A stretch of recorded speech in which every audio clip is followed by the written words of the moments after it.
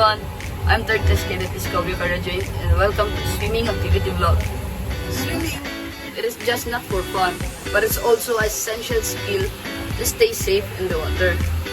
Before swimming, you need to prepare the equipment like towels, swimwear, your shampoo, soap, and have a proper swimwear like goggles, rash guard, and other. Need you to suit the proper swimwear.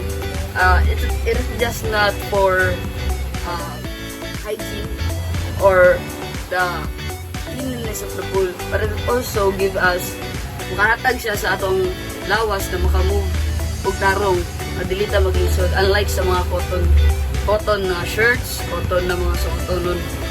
Sure nga ready na tanan bago ka mag-dive sa pool. Unfortunately, sa karon kay wala ko sa pool mismo, pero I try my best nga ipakita sa inyo og unsa ang mga proper execution sa mga strokes like the breaststrokes and freestyle. So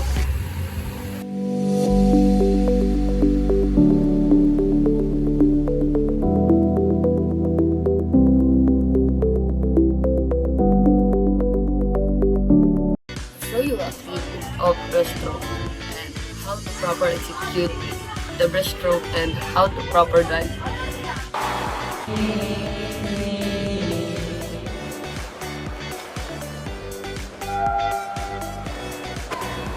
This is the breaststroke. I'll give you some safety tips para safety. Alam mo, the first one is you need to swim with supervision or a buddy. Kaya namagay times na bikog ka or maunsa ba ka, at least man lang na makasalba or tabang. Or tip number 2 is never run near water areas.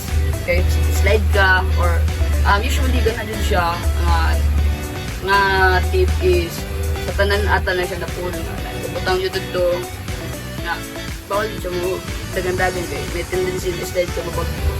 Tip number 3 is wear your proper swimwear and protective equipments.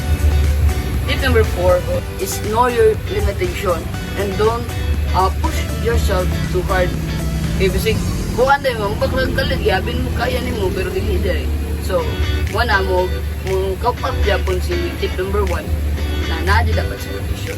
So, kana sila na 4 tips ang kailangan mo hinudungon or bago ka keep always in your mind na ang swimming is dili lang siya for movement of the body. It's also, it's good for fun. Dahil pwede ka makadula o kuhan passing the ball or floating challenges. So that's it for my swimming activity vlog.